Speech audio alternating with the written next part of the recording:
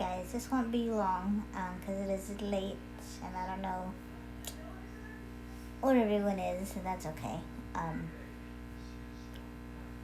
This is about Vincent Lambert, and for most of you don't know who that is. He is an individual who, due to a motorcycle accident in 2018, suffered a severe brain injury, which has left him partially brain damaged. He lives in France, and due to a ruling that has gone on for 3 years in a tiny little French state, he is being euthanized without the ability to advocate for himself. He is not terminal. He does not need ongoing medication. All he requires is a special device to give him food and water. That is it. People say he is only semi-conscious or not really conscious, although he is able to have his typical circadian rhythm of sleeping at night and being awake during the day, being able to look around and recognize familiar voices, but due to his brain injury is not able to outwardly express what he can and can't understand. He is virtually trapped in his own body, although reports say that he did well up with tears when they told him the verdict that he was basically going to be slowly executed through no fault of his own. Now his wife has pleaded with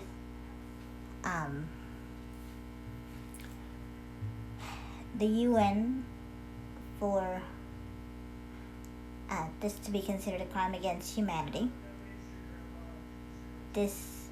She has gone to the UN Human Rights Council. She's gone to disability organizations, the Terry Shiva organization, and basically anywhere she can to help overturn this ruling.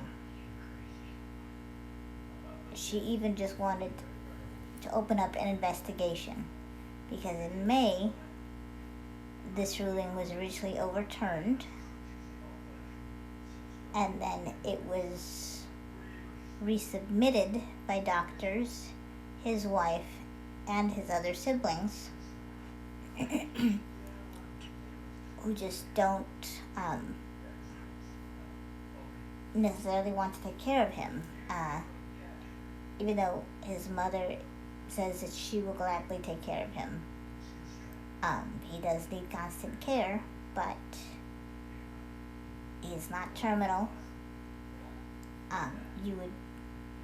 By doing this, you would be denying him access to food and water for approximately 14 days. And people say that, you could be starving to death, basically. Some say that you don't feel it, some say you don't. I don't know. I've never been starved to death.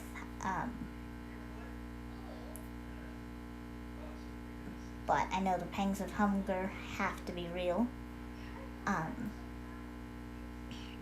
In this situation, like it is with every person that have ever gone without eating for days at a time.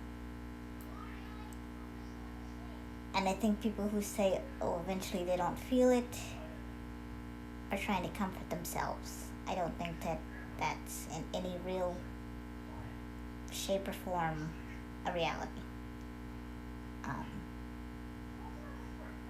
And this is totally legal.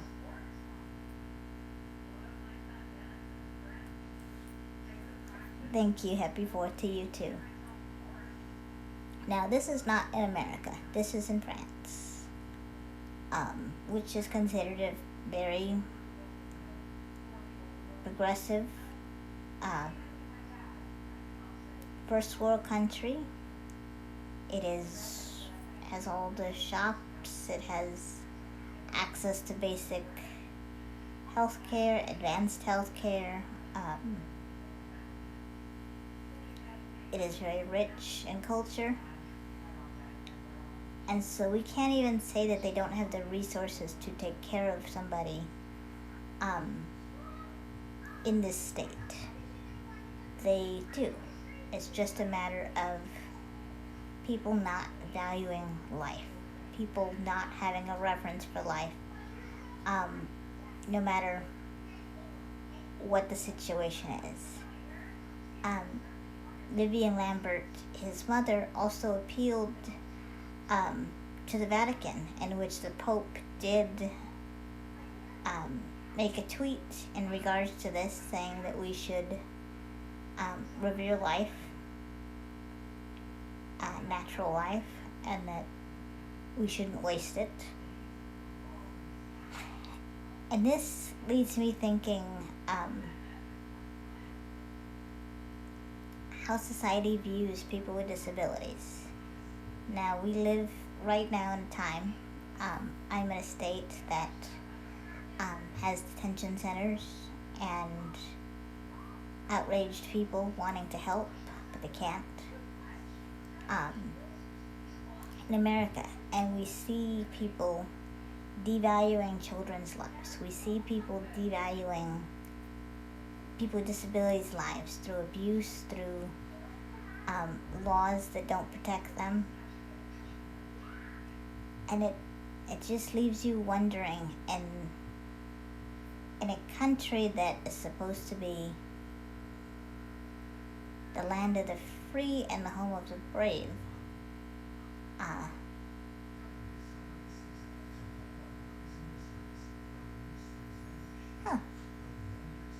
See, the thing is, this isn't even a death penalty. This man has he has caused no crimes. He hasn't committed a single crime in his life. He's not terminal. He has not been asked to be euthanized. He has not shown that he's in pain or that he's suffering. He is simply trapped in his body and needs someone to help feed him and give him water. So again, what do we call life? Who do we value in that society? And those who we don't value, are we willing to get rid of them just to make our lives comfortable? Even places that have enough resources.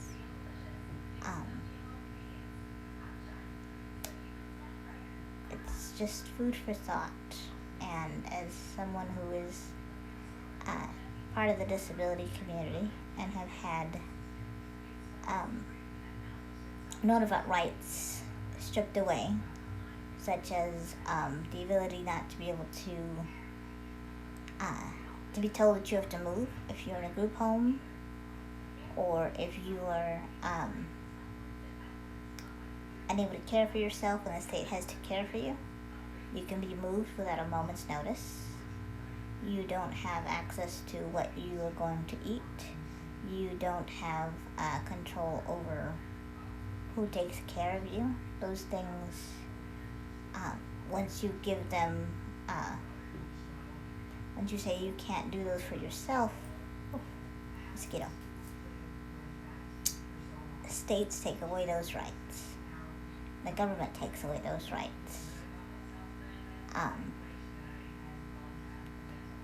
And it's just food for thought. In a land of the free, who gets freedom and what constitutes whether or not they should have the freedom to live, to have life, liberty, and the pursuit of happiness.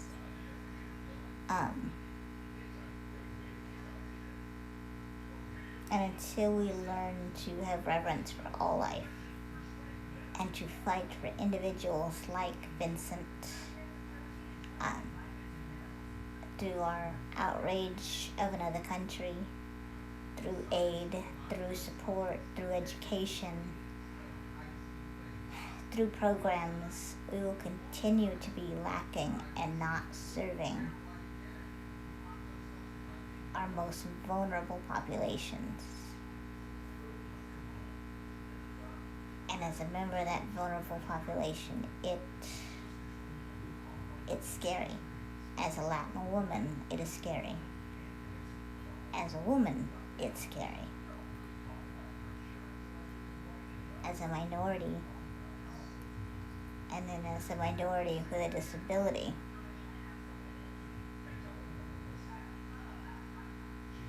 it makes me grateful and it makes me scared that we live in a country where we have rights.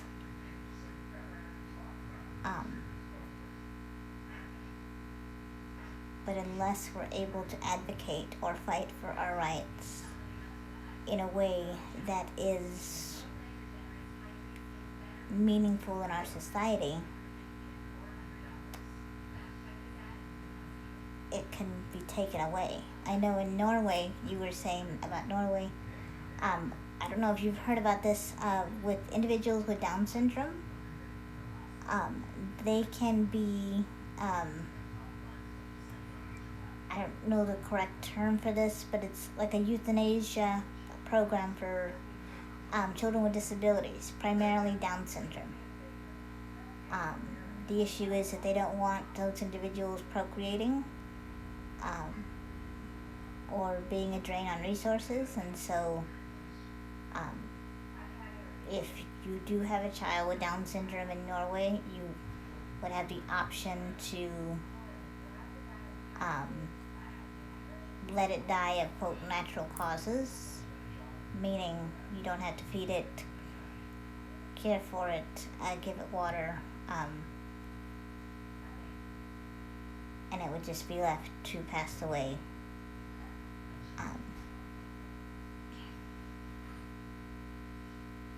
And reminds me of a poem. The name escapes me right now, but I'm sure you can look it up. That said, first they came for the disabled, and I said nothing.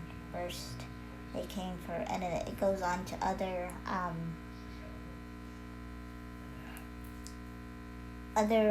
nationalities and other populations, and then it says, and then they came for me,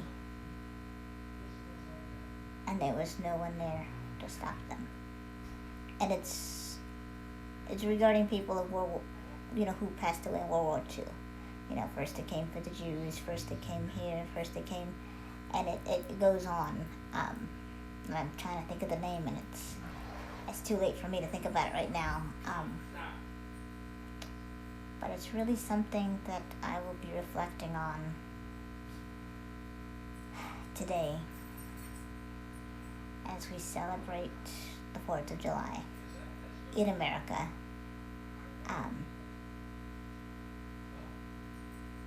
And hopefully hold a mirror up to ourselves. Pray for Vincent's family. Pray that somehow it's overturned again and he is allowed to live the life that he should,